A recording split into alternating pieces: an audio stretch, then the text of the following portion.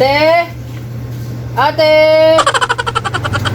Oh, ano yan? Te, may tatanong nga ako sa'yo, te.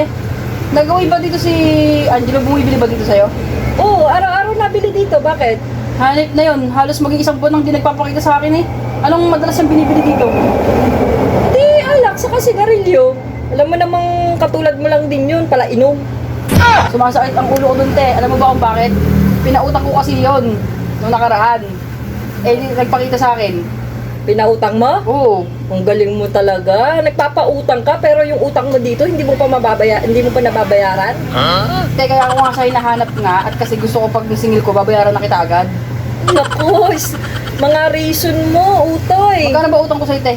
480. Oo, kaya nga gusto ko siyang masingil lang yung 500 ko sa kanya para mabayaran kita agad. Eh, isang buwan, halos maging isang buwan nang hindi nagpapakita sa akin eh. Ang galing mo din no? Sa iba nagpapautang ka, pero yung utang mo dito, hindi mo pa mabayaran. Dapat inuuna mo muna yung utang mo dito. Eh, nagpunta kasi sa bahay nung nakaraan. Naawa naman ako na hindi bigyan at kailangan daw niya para sa kapatid niya. Kailangan niya, pero ako hindi mo ako naisip na kailangan ko din yung bayad mo para may pandagdag akong pamalengke. Siyempre, te, intindihin mo naman. Eh, kaibigan ko naman yun, te. Yan tayo eh. Sana naiintindihan mo din ako. Kasi kailangan ko din yung pera na yun. Pinautang kita kasi naaawa ko sa sabi mo, babayaran mo kagad. Eh ilang linggo na hindi mo pa ako binabayaran, yung pala nagpautang ka pa. Kaya mo, te, pag nasingil ko sa susunod na araw o mamaya, eh, babayaran naman kita agad. Eh paano utoy kung hindi pa mga magbayad sa'yo? Araw-araw ba bumibili sa'yo yun, te? Oo, araw-araw nabili dito. O mamaya, te, pag natsambahan mo na bumili dito, huwag mong pagbentahan, te. Sasabihin mo sa akin, ha? Bakit hindi ko pagbebentahan utoy? Ba't idadamay mo yung tindahan ko? Eh, nabili siya ng alak tsaka sigarilyo, te, pero hindi siya magbayad sa akin. Ay naku utoy, wag mo idamay yung tindahan ko. Ano gusto mo? Sa iba pa siya bumili. Alam mo utoy, kung magbabayad yan sa'yo, pero wag mo idamay yung tindahan ko. Siyempre, benta ko din yun. Ba't hindi ko siya pagbebentahan?